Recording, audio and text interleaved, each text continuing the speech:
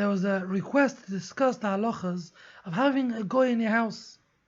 People have goyish cleaners, helpers, you have an au pair, you have someone, a non-Jew coming to your house. And there's many shilas involved. How to behave with a goy, what to do. Having a goy around the house can be a common occurrence for some people. Some people it's less common, and therefore they may not be aware of all the different halachas they have to be constantly focused on to know what's going on around the house. First thing is obviously yichud. There's a yichud, a man with a woman with a man. Therefore, if someone's got a cleaner in the house and they go out, they leave the husband at home, they've got a problem with yichud, the husband with a cleaner, or they've got a man helping in the house, electrician, plumber, any goyish man in the house, and the husband's out and the woman's home. Again, a problem with yichud. Now there are many heterim for yichud. The first thing is to know that there is a yichud, and always to check up with the Rav how to go about it.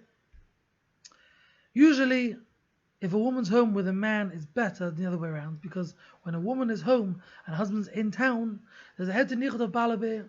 Balabeh means the husband's in town, the woman will be more cautious and more careful.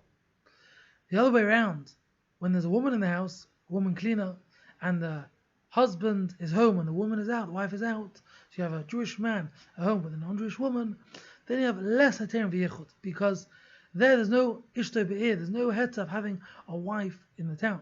The only heter is if the wife is mamash in the house, she's right there with the husband. But if that's not the case, you're going to have a problem. So that's the first thing to know yichud. You have to always watch out. A wife wants to run out to the shop, wants to go fetch kids from school, leaves the husband at home. You must always check with the Rav, is it going to be mutter? The second thing people are less aware of, just like there's yichud with a person, so to a goy, there's like an issa yichud with the kitchen. If the Shulchan Aruch says if you leave a goy at home with access to your kitchen, then all the kelim, everything in the kitchen has a chazaka. We treat it as treif because we don't know what the goy did. Even if they're not allowed access, you don't know what they may be doing if you are not around. So if you're upstairs and you're coming in and out, or you go to the shop, come back 2 minutes later, that's okay because you're around, you're in and out. But if you're away for a period of time, you go away for an hour, you go away for half an hour, and they know you're away, or you're on holiday, someone's asked me he's away on holiday, wants the cleaner to come in, tidy up the house before they come home. Comes the problem.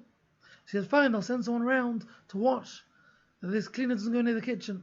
I said, who you send? He said, my son. Again, it's a yichud. You have to always watch out how you avoid the problem. But the first thing to know is it's a yichud, a man and woman. And the second thing to know is with the kitchen. Some people are careful never to let the goy in the kitchen, which is a very commendable thing to do. If you have to let them in the kitchen, you let them do things like peeling rather than actually cooking. But that's not always practical, especially by catering firms, or sometimes people are making simchas and they need the help of a goy in the kitchen. If that's the case, you must always be aware that the woman, the yid must put the flame on. Yid puts the flame on, or the oven on, whatever it is, the heat on. As long as the yid does that, then you're okay for the goy to continue. But if a yid does not do that, the food may be treif, the pot may need kashering. You must always watch out. Very important to always check that the yid puts the flame on and starts the initial cooking process. Finally, on Shabbos, what can you do on Shabbos? So really, strictly speaking, whatever you can't do, the goy can't do for you. So you want to mop the floor, you can't mop the floor. Is it to mop the floor on Shabbos? Is for a goy to do it? You can't hoover, they can't hoover. The only heter is if you tell them to do something which can be done mutter. For example, you tell them wash the dishes, you always wash them in cold water, and they put on hot water for themselves, then they're doing it for their own comfort, because they can achieve the instruction of washing the dishes in cold. They want to do hot, fine, but you do it in cold. You do it without using a regular sponge. They can also, if they choose to use a sponge in hot water, it's for their own personal enjoyment. So if you tell them to sweep the floor and they use something else, use a hoover may be worse because it makes a noise, but they do any of the malacha for their own comfort to make the job easier, that's not your problem. It's got to be, obviously that it can be done. If you bring someone in a wheelchair and tell the guy he needs to go up to the 50th floor, he says, I'm going to use the lift. You can't say he's using the lift for his own convenience, he can drag the wheelchair up 50 floors. Because that's not a normal thing to do, and no one would ever do that. But washing with hot water and cold water is a normal thing to do. Therefore, the guy who uses hot water is his own problem, her own problem.